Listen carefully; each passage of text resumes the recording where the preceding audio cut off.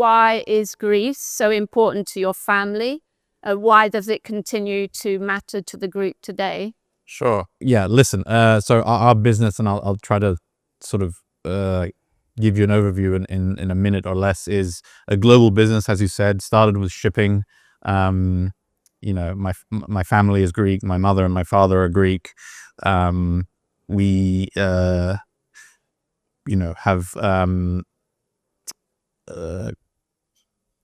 expanded beyond shipping into aviation, hospitality, real estate, significant renewable energy business, based around the world, headquartered in New York. But why Greece? Because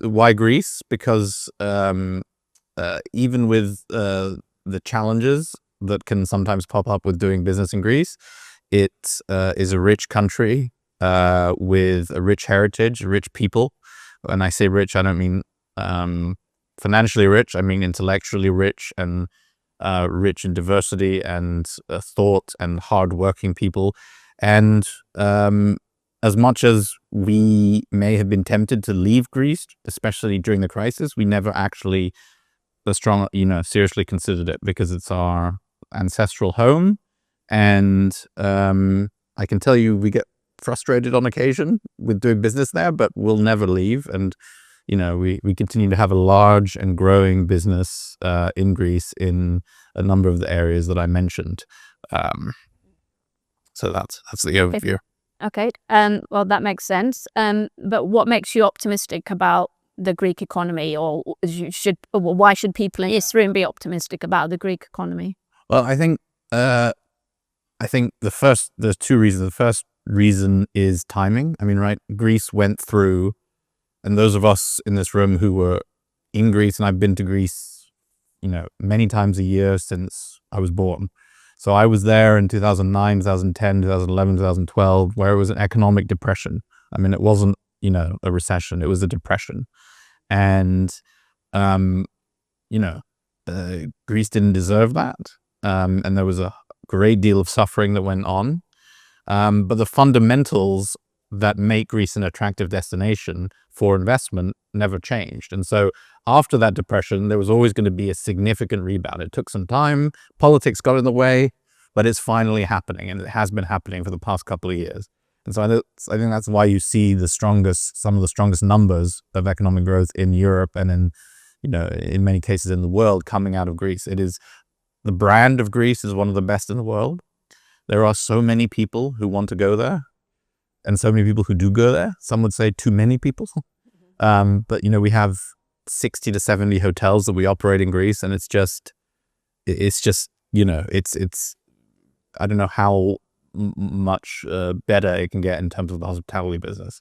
And then the second reason why I'm optimistic is why we remained optimistic during the crisis, which was the people, the hard work, the dedication to excellence that sort of goes against what was a very unfortunate and incorrect stereotype of Greeks being lazy.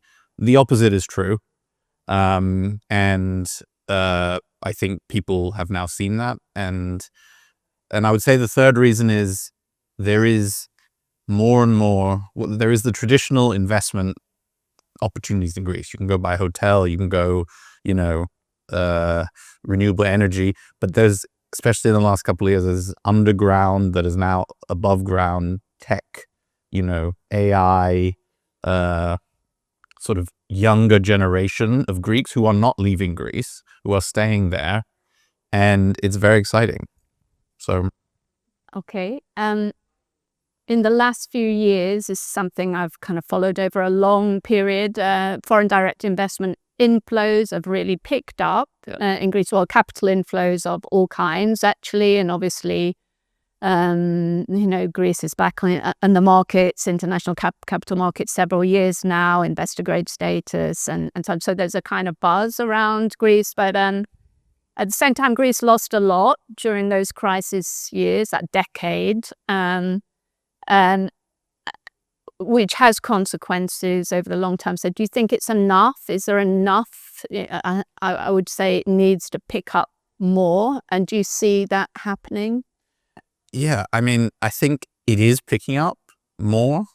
I think, don't quote me on this, but I think I read the other day that Greece's pre-crisis GDP per capita will achieve what it was in 2027, which is, pretty amazing considering the depth of the destruction of the economy. So I think, like all of these, like in every country in the world, as I mentioned before, politics was a significant issue and could be a significant issue again in the future, but isn't right now. That was what was holding the gates of the horses back. But at least for the time being, that is not something that people are worried about. I think, in a sense, the stability of Greece is very much looked favorably upon by the European Union, by NATO, by the United States. And so everything is there. I personally think that the numbers, you'll continue to see the numbers increase. You'll continue to see more investment into the country. Let's be clear. There's some things that need to be addressed still, like the justice system. There's some unfortunate, high-profile cases that have come out with FDI into Greece and some issues. But I definitely think that you're also seeing large local Greek companies invest in other countries in the region, which is something that they were forced to divest during the crisis.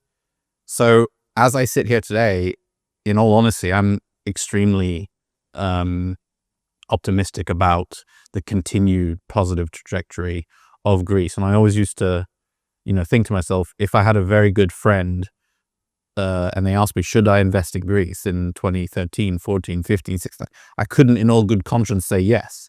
If they asked me today, I would absolutely say yes, in the right way, with the right protections and the right partners and all of that jazz. Yeah. So you mentioned you've got a very diversified portfolio in Greece, in the region. So if you are recommending to investors, what would you say are the, most dynamic, attractive sectors and industries at the moment? And you did mention that we have a kind of more emerging industries now, new generation. Yeah. I mean, there are some exciting opportunities in tech, in venture capital and tech investing. One of the charities that we have in Greece is called We Lead, and it's a organization that we founded that helps female founders of technology firms.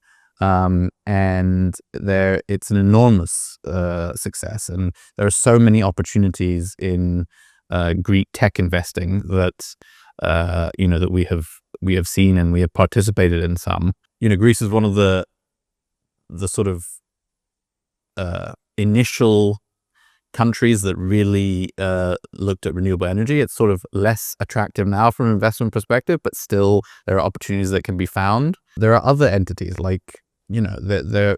For instance, I'll give you an example. And I think somewhere in this room is a representative of an agency, a PR agency, or a branding agency called Soul, and we use them for our business globally, right? So and they've sorry to any American branding firms, but they're we've had a fantastic experience with them. There are opportunities to invest in companies like that wouldn't necessarily be at the forefront of people's minds. So I would, people think, oh, Greece, hotels and other things, and yeah, there are opportunities there, but wide ranging. Invest in people, I'd say, first over anything, and then the product will, the opportunities will come from there.